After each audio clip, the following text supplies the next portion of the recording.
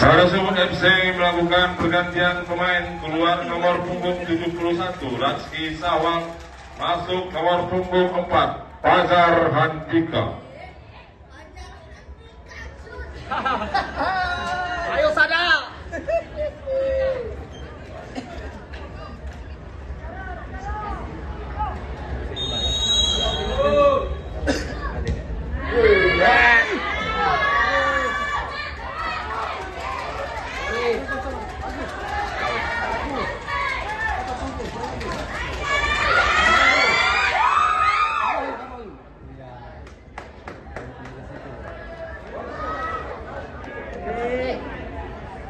Ya, yang bahaya. Bahaya. Oh,